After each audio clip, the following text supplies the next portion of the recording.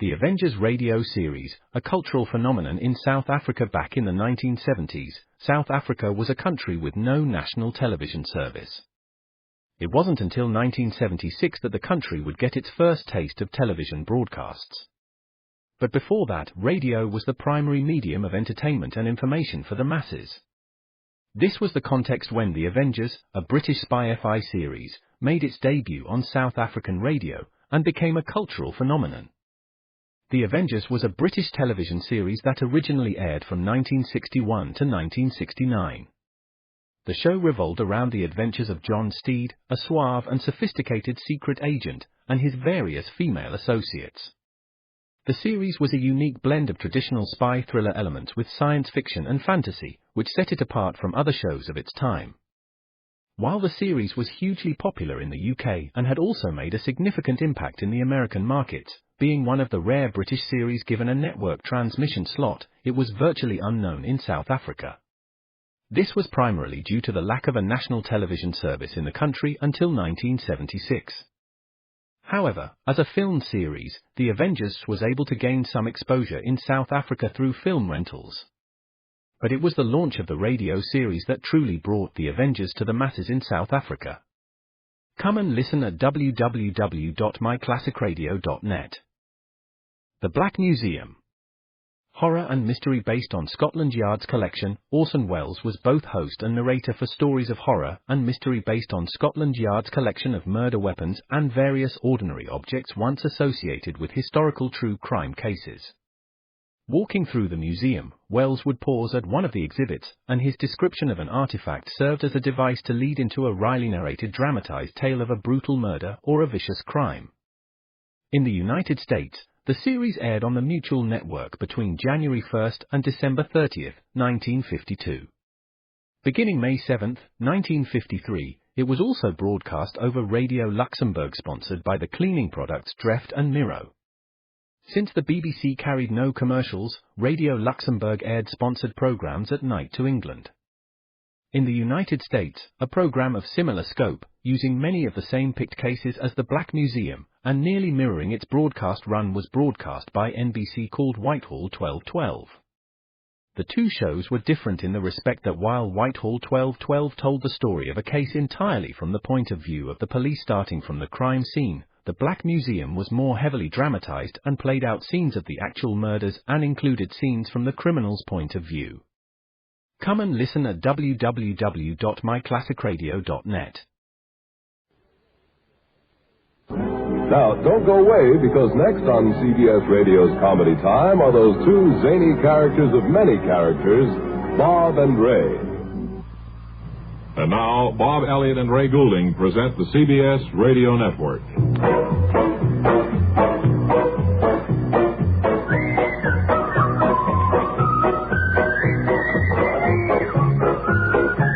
Hi again, everybody. Friday, the 16th of October. Halfway through the month, and we think we've gone far enough without the assistance of our small helper, who is away with the trophy train, and so today we're going to try and hire someone to take his place. And is that someone here now? Yes, I am. This is George Tiny. What was the last name? Fields. I wonder if you'd come over here, Tiny. Tiny, of course, is a kind of a joke nickname because this man stands, I would say, just under 7 feet tall. Is that right? Speak right out now. That's right. And you were known, of course, in the show business as a giant. Yes. I've had a lot of nicknames. Would you speak up a little bit, because we want everybody to hear you and see whether this interview marks you as the one we're going to... What's that? What is it? Oh, just a little... What is it? Just a little joke with the sound effects. The bottom rate bird, sir, that's all. A bird? Yes, we have a bird as a mascot. Oh, gee, that's scary. Well, he's in the cage. He won't do it. Come over, Tiny. A little bit closer here. What experience have you had as a professional giant? I presume you must have had some. Well, not too many. I've carried sandwich boards in various cities. You certainly don't have to walk on stilts. That's something. See, what we're looking for is a man here who can seat the audience when they come in, get them in the proper places. according to their size, so they'll all be able to see the show? Have you done anything like that? No, I've never attempted it. I'm sure I can do it, though, if you... Is the money any good? Because I have to pay extra for shoes. What size shoe do you wear? 15. That's a pretty big size. Double. It's all right. That's just That bird skin, I don't know. He's taken an instant dislike to you, I think. Well, he's probably getting... But he's not, he won't hurt you. I tell you, let's have a little audition here. How would you line up the audience when they come in? Would you show us? All right. Okay, audience, would you please... Well, they can't hear you if you're going to talk that way. You've got to talk real loud. Audience, would you please sit down and take each one take one seat. I think that's the fairest way. Oh, please sit down. Can't you kind of live up to your size? I mean, if you scare them, we found it does a lot of good.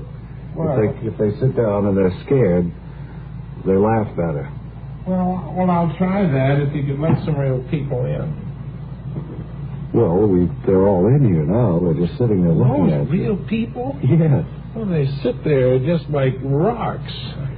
Well, I'm afraid... I'm sorry. I didn't know you people were real. I thought it was all a kind of a backdrop. No, they're real people. You thought they were painted there, didn't you? Yeah, I thought they were painted there. Tell you what we'll do. You come in next Monday, and we'll let you actually seat the audience and get them in good shape for the show, all right? Thank you very much, Father Ray. And if it works out, you'll be one of our staff. Thank you, audience, for treating him so well. No applause, please. We don't have time for that. He's a big man. Sure is. Yes, sir. Yeah, I guess our show is becoming fairly famous now. It is, yeah. We have an audience regular, I notice. So I was going to say, and that's always a sign of a famous show, is when one person shows up every single day for the program. Yeah, he hasn't missed a day since we started here, either. And we're speaking of that pleasant-looking man smoking a pipe out there. And I think such patience as he's shown shouldn't go unrewarded. Let's find out a bit about it, shall we? You, sir, would you come up here, please? That's right. Oh, I thought you'd ask me up sooner or later. Not that I have anything much to say. Well, when you get right down to it, sir, who really has anything important to say, huh? That's the way I feel. Could we know your name, please? Gerald Drapeau, Drapeaux. Got a little French stock in me for added spice. Mr. Drapeau, as our first regular, why do you come here every day? We've wondered that. Well, you fellas are pretty good blues chasers, and I'm a pretty good blues chaser myself. I can see right off you're not a stuffed shirt, Mr. Drapeau. That's right. I feel the same way that you two feel. Say what you like. The chips fall where they may. Well, what else do you like about us, sir? Well, a lot of your stuff hits just right on the funny bone. Like that horse you were carting around the country on a train a while back there. That was a whale, Mr. Drapeau. Makes no difference. It was the thought behind the thing. I think we're engaged in kind of a duel here. I think there's something you want. Me?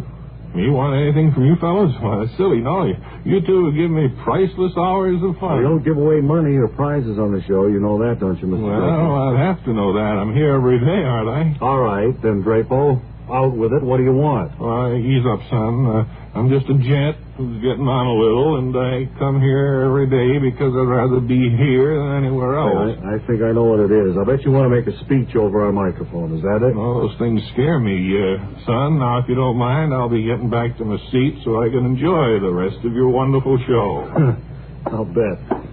That fellow wants something, Ray. I get that feeling, too, Bob. He was just a little too good-natured to be true, too bland.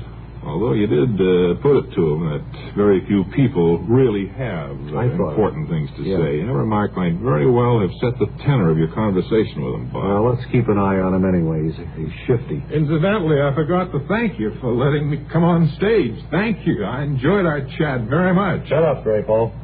And now here's a message from the watchmakers of Switzerland. Swiss vacation, Swiss vacation. Win a fabulous vacation for two in beautiful Switzerland. Enter the Swiss Vacation Contest. It's easy. Nothing to buy. Pick up a free entry blank at a jewelry store or other store that sells quality watches. Then in 25 words or less, complete this statement. A quality watch is the best value because there are 1,000 prizes. First prize, a 21-day vacation for two in Switzerland. You fly deluxe Swiss Air both ways. Visit many colorful places. All expenses paid for two people, plus $500 extra spending money. Second, third, and fourth prizes. 15-day Swiss vacations for two. Also, 4 mink stoles, 8 Bolex movie cameras and projectors. 12 Hermes typewriters, 160 $100 watches. 812 gala assortments of Tobler Swiss chocolates. Enter the Swiss Vacation Contest today. Free entry blanks at your jewelry store.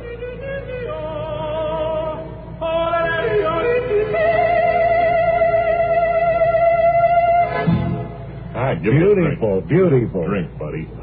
This is Friday, of course, and it is College Song Say Day, and here with, I hope, some good letters is Natalie Attired. Well, I have many letters. Incidentally, I've been listening while we were on the road traveling this song talk. Yeah.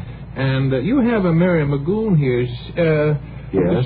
She sounds a lot like I think I sound. She does to us, too. You sound very similar. In fact, She looked much like me. Is No, she about she- my age? I don't know about the age. She asked the same thing about you last week. She's a little shorter than you are. Oh, really? She started a fire or something, didn't she? Have She had an insurance fire, yeah. Oh, yes. Well, I thought Still so. on the coast, as far as we know.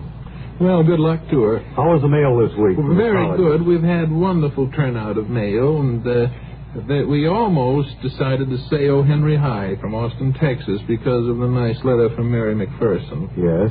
But you And then we had a decided South Dakota fight song, and of course Illinois, and Flushing High in New York. Well, have you selected one that you can say? Well, I think we have, we'd say 2 or 3. I'm going to start off. About the beat, Nat?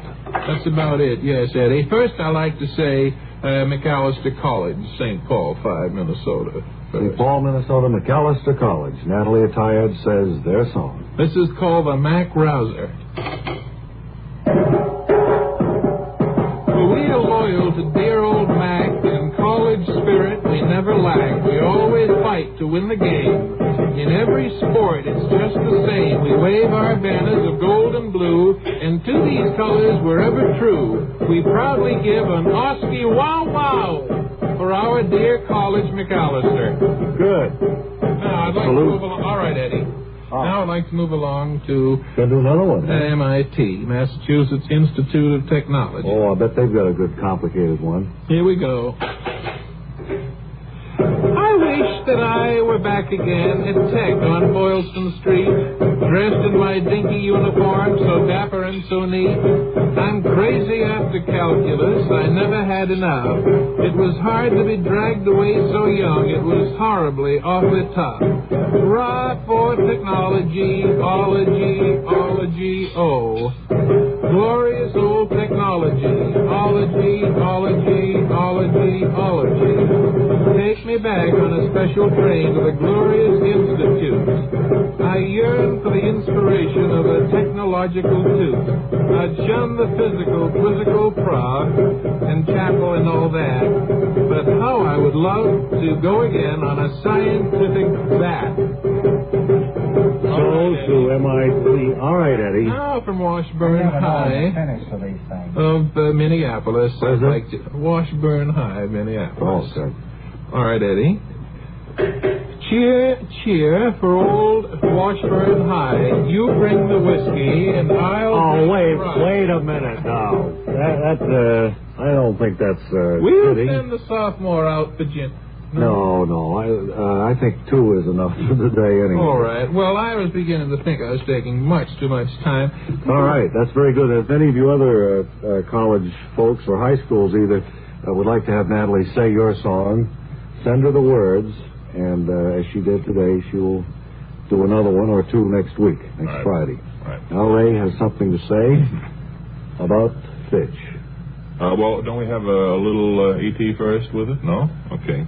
All right, stand back then, everybody. Here I come with a commercial. Say, if dandruff dulls your hair and leaves your scalp itchy, please listen. You can get rid of annoying dandruff so fast today, no one should suffer any longer. With Fitch Dandruff Remover Shampoo, unsightly dandruff's gone in 3 minutes. It's the quickest, easiest of all leading shampoos. And besides that, using Fitch regularly is guaranteed to keep embarrassing dandruff away. Simply apply in the unique Fitch manner. Before you wet your hair, rub in 1 minute. Now this way, Fitch shampoo penetrates right down to the scalp. Next, add water. Lather for 1 minute to wash every trace of dandruff out of your hair. And then rinse 1 minute. All that loosened dandruff goes down the drain. In 3 minutes, with Fitch, 1 rubbing, 1 lathering, 1 rinsing, dandruff's gone. And while removing dandruff, Fitch can also brighten hair up to 35%. To get rid of dandruff problems forever, brighten hair, to use Fitch regularly, get Fitch Dandruff Remover Shampoo today, only 59 cents. I think that went very well. And I think we have time today to just devote a minute or so to talking about the upcoming Bob and Ray Mystery Bus Ride. And to announce that anyone would like to take part in it, we'll have the chance come November. It's November 2nd, isn't it? We do Yes, this? it was supposed to be later than that, but we're afraid the roads and all. Yeah, November 2nd will be the mystery ride. I don't know where we're going to go this year, but indications are that it will be towards northern New York. See, what we do is everybody who qualifies and pays the small fee meets us at a designated spot, and we get into the bus, and the shades are pulled down, and only the bus driver... with you gentlemen on that. Well, you have to file an official entry blank with us. We haven't got them printed yet, but we'll have them soon. Do you have a seat that I could stretch out on? Well, they're very comfortable buses, yeah. Well, you know But I'm 8 feet tall. If they're crowded, I don't know whether we could take you along or not, Tiny. It's debatable. But you're going to be here Monday anyway. Yes. I didn't jump at you, will you? I'm a nervous wreck. So if you want more information about that, keep listening and we'll have it. Okay, and then won't we have the answer to 8 down on Sunday's crossword puzzle in just 10 seconds?